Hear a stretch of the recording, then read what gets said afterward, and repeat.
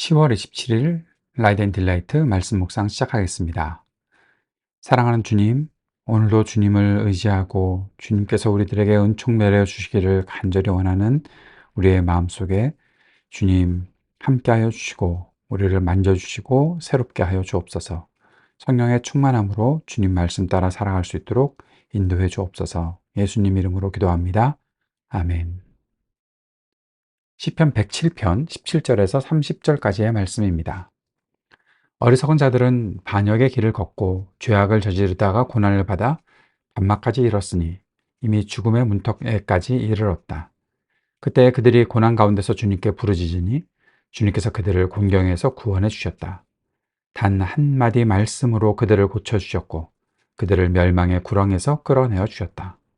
주님의 인자하심을 감사하여라. 사람에게 베푸신 주님의 놀라운 구원을 감사하여라. 감사의 제물을 드리고 주님이 이루신 일을 즐거운 노래로 널리 퍼뜨려라. 배를 타고 바다로 내려가서 큰 물을 헤쳐가면서 장사하는 사람들은 주님께서 하신 행사를 보고 깊은 바다에서 일으키신 놀라운 기적을 본다. 그는 말씀으로 큰 폭풍을 일으키시고 물결을 산더미처럼 쌓으신다. 배들은 하늘 높이 떠올랐다가 깊은 바다로 떨어진다. 그런 위기에서 그들은 얼이 빠지고 간담이 녹는다. 그들이 모두 술 취한 사람처럼 비틀거리며 흔들리니 그들의 지혜가 모두 쓸모없이 된다. 그러나 그들이 고난 가운데서 주님께 부르짖을 때에 그들을 곤경에서 벗어나게 해주신다.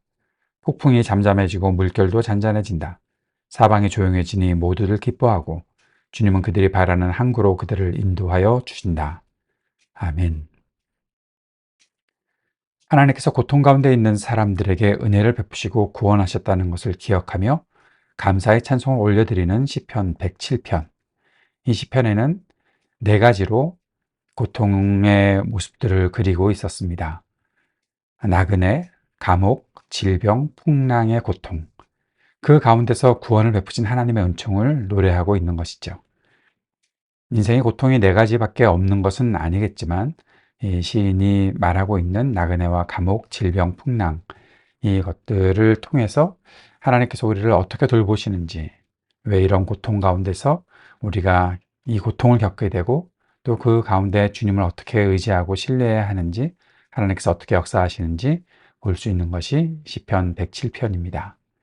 오늘 읽었던 17절부터는 병으로 인해 고통을 겪은 사람들을 말하고 있고 또 그 안에서 은총을 베푸시는 주님을 노래하고 있습니다. 그런데 이 병이 어디로부터 온 것인가?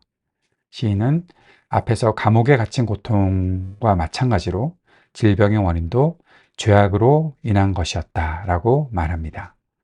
사람들은 고통이라는 것이 늘 죄 때문에 오는 것이라고 생각했기 때문에 질병도 자신들의 죄, 하나님 앞에서의 반역, 그런 것 때문에 겪게 된 것이라고 생각했던 것입니다. 사람이 겪는 모든 고난을 다 죄로 인한 것이다 라고 단정할 수는 없겠지요. 때로는 하나님께서 욥에게 고난을 주셨던 것처럼 아무 이유 없이 고난을 겪을 수도 있습니다. 다른 사람의 잘못 때문에 고난을 겪을 수도 있지요. 하지만 고통의 시간들을 통해서 자신을 성찰하고 남을 판단하는 것이 아니라 자신을 성찰하고 그 가운데서 주님을 기억하고 신뢰할 수 있는 기회를 찾는 것이 중요합니다. 하나님은 믿음으로 주님께 간구하는 사람들에게 치유와 회복의 은총을 베풀어 주시는 분이십니다. 23절부터는 배를 타고 큰 바다에서 풍랑을 만나 고난을 겪는 사람들에게 은총과 구원을 베푸시는 하나님께 감사를 드리는 그러한 내용이 담겨 있습니다. 배를 타고 바다에 나가 장사하는 사람들, 이 사람들은 사실 모험을 감행하는 사람들과 같은 사람들입니다. 전도서에서도 배를 타고 나아가는 사람들을 향해서 그들이 모험하고 있고 그 가운데서 하나님의 은총을 경험할 것이다 라고 말했던 것을 볼 수 있습니다. 인생 자체가 바다 위에서 미지의 세계를 향해 나아가는 것과 같다라는 것이죠. 시인은 바다에서 풍랑 만난 사람들의 고통을 사실적으로 묘사하고 있습니다. 배가 높이 떠올랐다가 파도 위에 있다가 뚝 떨어지는, 그럴 때 그 속에 있는 사람들이 얼마나 어려운가라는 사실들을 묘사하고 있죠. 인생에서 만나는 역경의 시간이 바로 바다의 풍랑을 만난 것과도 같죠. 인생의 모든 순간 하나님의 돌보심이 필요합니다. 하나님을 향한 부르짖음에 응답하시고 모든 풍랑을 잔잔하게 해주시는 주님을 만나는 은총이 우리에게 있기를 바랍니다. 예수님은 제자들에게 바로 이러한 기적을 보여주셨죠. 시인이 아마 이 일들을 미리 믿고 바라보고 있었던 것이 아닐까 생각해 보게 됩니다. 날마다 자신을 성찰하고 하나님 앞에서 은혜를 구하며 치유의 은총을 받을 수 있는 우리가 되었으면 좋겠습니다. 폭풍과 같은 인생의 순간에도 모든 풍랑을 잔잔하게 하시는 주님의 음성을 듣고 담대히 삶을 살아갈 수 있는 우리가 되었으면 좋겠습니다. 주님은 우리가 삶에서 겪을 모든 고통을 알고 계십니다. 예수님은 이미 우리 인생의 연약함을 모두 아시는 분이십니다. 우리와 마찬가지로 시험을 받으신 분이라고 히브리서 4장 15절에서 기록하고 있습니다. 그래서 우리는 오늘도 은혜의 보좌 앞으로 나아가야 합니다. 은혜의 보좌 앞으로 나아갈 수 있습니다. 주님의 자비와 은혜를 입고 가장 적합한 때에 도우시는 주님의 은총을 날마다 경험하며 살아가는 우리 모두가 될 수 있기를 바랍니다. 말씀을 기억하며 함께 기도드립시다. 인생의 모든 어려움 속에서도 함께 하시는 주님을 향한 견고한 믿음을 가지고 은혜의 보좌로 나아가게 하소서 기도드립시다. 하나님 나라 복음의 일에 우리가 오늘도 쓰임받으며 살기를 위해 기도합시다. 이 땅에 있는 모든 전쟁이 그치기를 위해 간절히 기도하고 몸과 마음이 아픈 사람들에게 치유의 은총이 베풀어지기를 위해 기도합시다.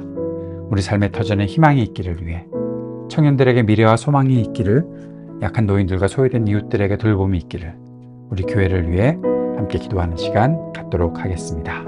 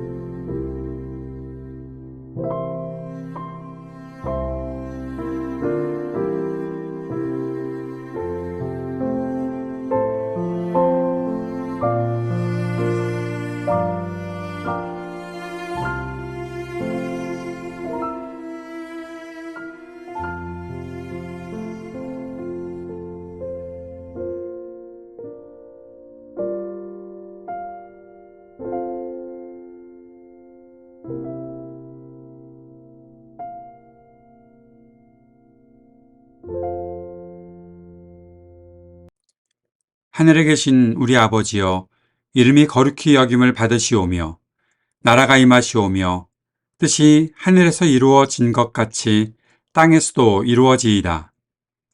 오늘 우리에게 일용할 양식을 주시옵고 우리가 우리에게 죄 지은 자를 사하여 준 것 같이 우리 죄를 사하여 주시옵고 우리를 시험에 들게 하지 마시옵고 다만 악에서 구하시옵소서.